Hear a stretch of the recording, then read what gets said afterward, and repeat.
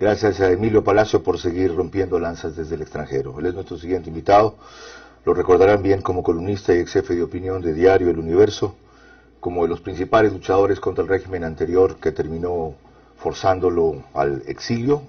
Emilio es asilado político en los Estados Unidos y está produciendo un libro, escribiendo un libro que entiendo ya terminó, sobre la persecución a Carolina Estudillo. Pero ayer nos conmovió a muchos con un comunicado que mandó por WhatsApp, que su parte inicial me voy a permitir leer para luego entender por qué lo plantea y qué sugiere. Dice: carta abierta a los periodistas del Ecuador. Estimados amigos, les escribo porque quisiera que alguno de ustedes me explique algo. O yo estoy muy confundido, o el Ecuador se está yendo para el carajo, sin que hagamos mucho para evitarlo. ¿De verdad hay gente que quiere destituir a los miembros del Consejo Nacional Electoral? ¿De verdad quieren meterlos presos, faltando 6 semanas para las elecciones? Si lo consiguen, habrá que suspender las elecciones, nombrar otro organismo electoral y convocar de nuevo a las urnas. Esos son 6 meses de espera, quizá un año. El país no lo aguantaría. Emilio, buenos días y bienvenido. ¿Qué te motiva a estas reflexiones y cómo concluyes respecto a la situación que estás detectando? Carlos, buenos días, qué gusto estar contigo de nuevo. Un saludo a tus televidentes. Tu programa ha tenido mucho éxito por lo que veo. Bueno, lo que me motiva es que me da la impresión de que en Ecuador no nos damos cuenta de que esta, como las últimas elecciones, no es un proceso normal donde tenemos que buscar al mejor candidato y entonces podemos discutir las virtudes y defensas a cada uno, fijarnos sobre todo en el programa, en qué es lo que están proponiendo. Hoy, en este momento, en este proceso, todo eso cuenta, por supuesto, todo eso cuenta, pero hay algo que está por encima de todo, y esta no es una elección entre facciones políticas, esta no es una elección entre izquierda o derecha, esta no es una elección entre partidos políticos y candidatos políticos solamente. Además, es una lucha entre la democracia y la tiranía. Emilio. Y a votar, estamos votando por la democracia o votamos por la tiranía. Totalmente cierto y claro, pero tú dices algo más, que lo que seguirán con esto es darle tiempo al correísmo para que se reorganice. Si según varias mediciones, el correísmo no solo está reorganizado, sino que va puntero o muy cercano del puntero según otras mediciones. Entonces a ellos no les convendría aplazar las elecciones.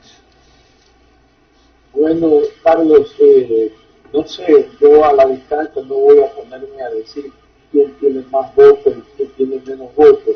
Yo lo que te puedo decir es lo que percibo. Y lo que percibo del correísmo es una confusión interna. Para comenzar, están matándose entre ellos porque ninguno de los tradicionales dirigentes está contento con que le hayan impuesto como líder ahora a un muchachito imberbe que ni siquiera sabe hablar y que nunca apareció en el correísmo, nunca estuvo en toda la historia del correísmo. Desde el 2007, tú lo habrás visto a Ricardo Patiño, lo habrás visto a Javier Ponce, a Fernando Alvarado, y este señor Arauz, que nadie lo conocía, que te repito, es un muchachito, aparece y entonces tienen que aceptarlo, como aceptaron a Jorge Glass en su momento, acuérdate, y luego eso generó una pelea interna mortal porque Jorge Glass estaba desacreditando la lista. Emilio, dices también que lo que sí podrían lograr, si persisten en esta tesis o en esta presión, y ya lo están logrando, es sembrar la idea de que el nuevo gobierno será ilegítimo. Ya tuvimos en un gobierno ilegítimo, y el afectado, que fue Guillermo Lasso, cuando convocó la consulta, le dijo: usted se ha legitimado al convocar la consulta.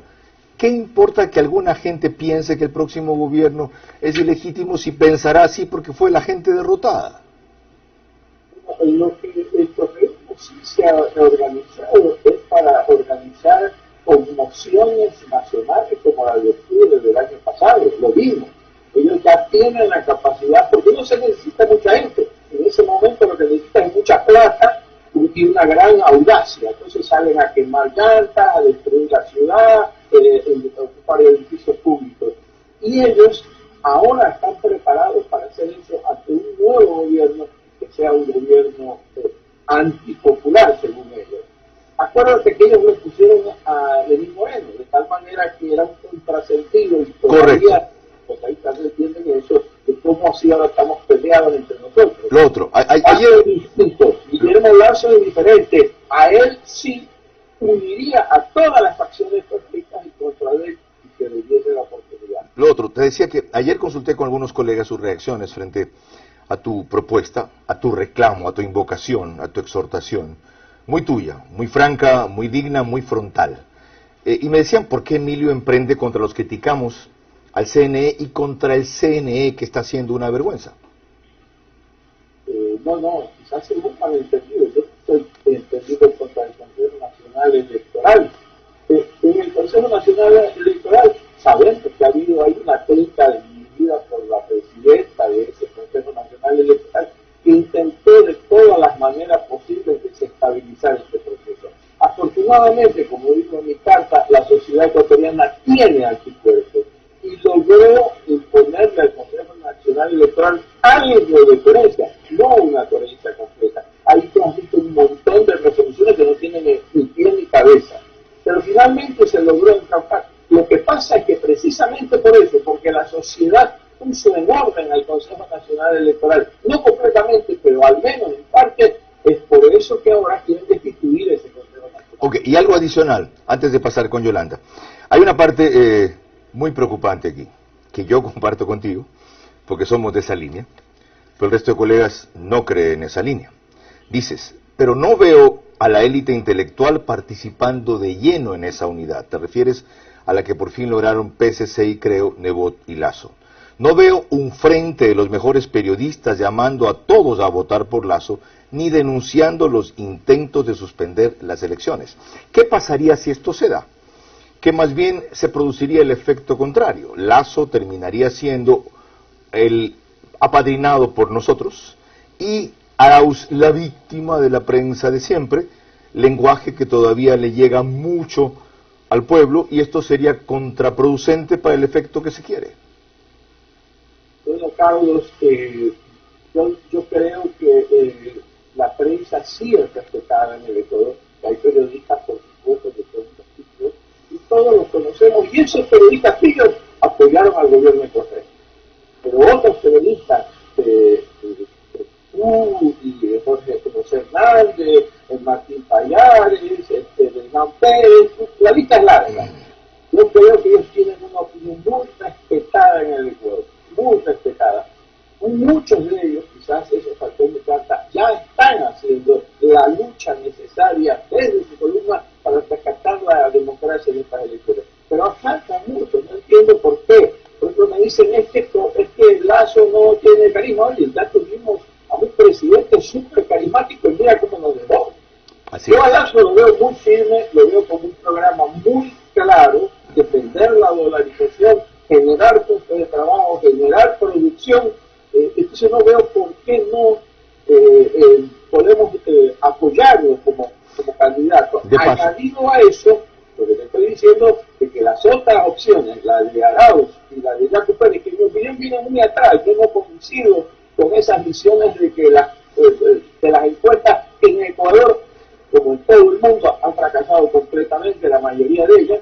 Yo lo veo a Lazo más la alianza de Creo y del Partido Socialista Cristiano, yo la veo muy fuerte. Yo lo veo que son los únicos que están caminando por la calle del país. Lo veo a Nebot y a Lazo en todas las provincias dando sus intervenciones, sus discursos, y entonces yo veo una corriente muy fuerte. Hasta ahora sí.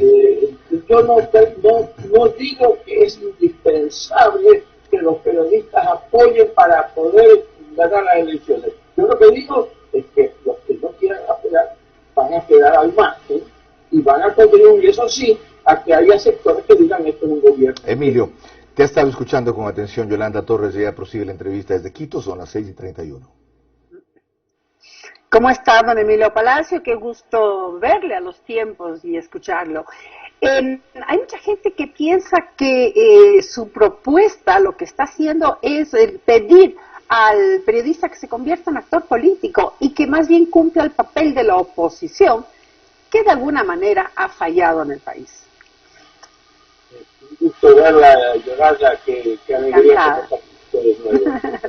Para mí. Tu pregunta es extraordinaria. Mire, yo nunca dije en el Ecuador por qué iba a votar, porque mi tipo de periodismo, la clase de periodismo que yo hago, es así.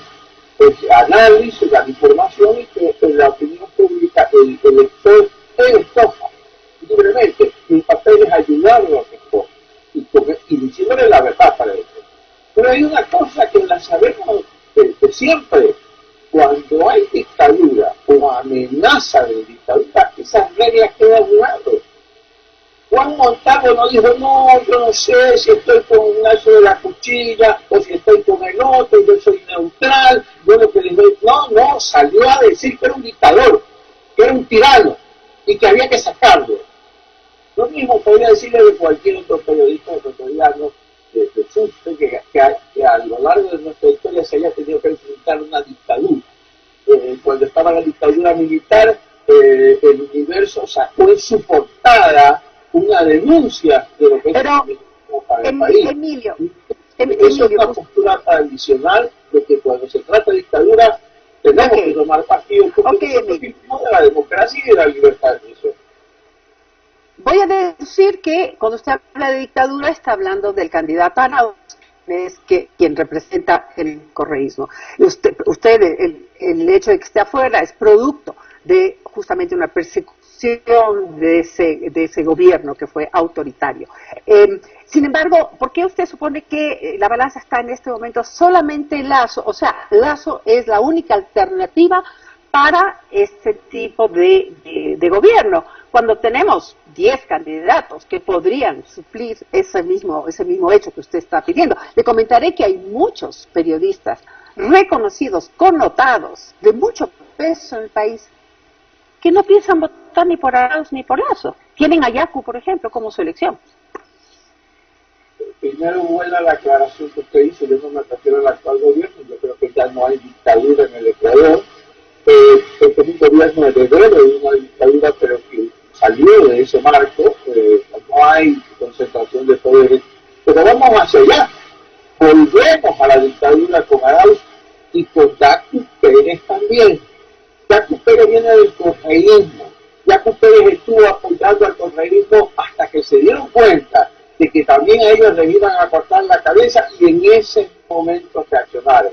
Es una cosa elemental, oye, yo no voy a estar detrás de un político que comete semejante error. Una cosa diferente es el ciudadano común y corriente, que en su momento pensó que Correa podía hacer un buen trabajo. Eso es normal y legítimo, pero que haya estado participando en su gobierno, en su tiranía, en la consolidación de esa tiranía, eso es una cosa completamente diferente y por eso rechazo esa candidatura también, además de que no va a haber oportunidades. Con respecto a otros candidatos, es verdad, hay mucha gente ahí democrática que yo la respeto muchísimo, pero uno tiene que ver los procesos.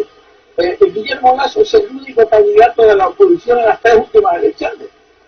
Y él comenzó en 2013, quedó segundo, según los datos oficiales, en 2017 quedó segundo, según los datos oficiales, en mi opinión ganó las elecciones y se las robaron. Entonces, si hay una trayectoria, si estamos construyendo eso, y ahora se une el Partido Social Cristiano y Creo, oye, si hay un comienzo de unidad, pues digamos todos vamos por allí. ¿Por qué yo me voy a poner a discutir con Lasso? No, yo tengo más votos que tú y como tú. Oye, eso nadie lo sabe quién tiene más votos. Lo que sí sabemos es que tiene más trayectoria peleando por lograr un gobierno democrático. Ya, se habla de la sabiduría del pueblo, de que el pueblo es el mandante ulterior de todo proceso. ¿Qué porcentaje hay en el país, en el Ecuador, de la élite a la que usted está haciendo alusión y de los periodistas a los que usted hace alusión, comparado con toda esa población inmensa que vive en otras condiciones y a quienes les llega otro tipo de mensajes, que no necesariamente son los que provienen de este tipo de candidatos, que más bien reflejan o personifican a esa élite? Yo no creo que Lasso vaya a ganar o a perder por lo que digan los periodistas de opinión. Yo no he hecho el llamado porque crea que de lo contrario vamos a perder. Yo creo que Lasso va a ganar, lo creo muy fuerte, pero sí me preocupa una cosa. en las elecciones anteriores, después de que ganó Correa, después de que consolidó su dictadura, lamentablemente muchos periodistas dicen eso, no, yo no puedo tomar partido, yo tengo que ser independiente, Emilio, no te metas. Me acuerdo cuando Carlos convocó un acto de solidaridad para rechazar la maniobra de la dictadura y dimos impulsos de la... No, te has subido a la tribuna, tú has de querer ser candidato. Pero esos mismos periodistas al poco tiempo estaban al borde de ir a la cárcel. Estaban a punto de tener que salir corriendo del país. Y entonces ahí cambiamos todos, y ya lo he hecho creo antes, pero me quiero sumar al gremio, y empezamos, nos dimos cuenta de que reaccionar. Yo estoy refiriéndome a una cuestión de autodefensa de los periodistas, porque son siempre los primeros en ser perseguidos por una dictadura. Entonces no puede ser que siendo los primeros en ser perseguidos por una dictadura, Carlos Vera fue uno de los primeros, Jorge Ortiz, Carlos Gijón, fueron las primeras víctimas del correísmo. Entonces no puede ser que esa gente ahora diga yo no participo. Y le comentaré que yo fui la primera, muy clara, con la diferencia, Emilio. Muy clara, no lo incluyo en esta élite a la que yo me refiero. Claro, yo fui... Creo que su actitud ha sido muy respetable. Emilio, yo fui la primera en sufrir justamente el perder mi trabajo por pedido del gobierno, con la diferencia que nadie peleó por mí, porque en ese momento los Isaías estaban peleando por su canal, entonces bastó una sugerencia para decirme adiós. En fin, finalmente, y yo sé que el tiempo me queda corto, por favor, muy preciso. Esto me imagino que para usted será una buena noticia. Cuénteme, ayer en Carondelet se develó una placa con los nombres de 20 sentenciados en el juicio de sobornos y que hace alusión a la ética y el actuar de los funcionarios. ¿Qué opina? Y más allá de la placa, ¿qué opina del juicio de varios funcionarios de Correa y empresarios privados? Rápidamente. Bueno, me quiero referir sobre todo a uno de los motivos por los cuales el correísmo quedó muy golpeado. Ellos no esperaban esa sentencia y su líder máximo hoy en día está condenado a 8 años de cárcel. Y entonces hay mucha confusión en sus propias filas. Y vino la discusión, y ahora quién nos va a dividir. Y no tenía a este muchachito que ha creado una confusión tremenda.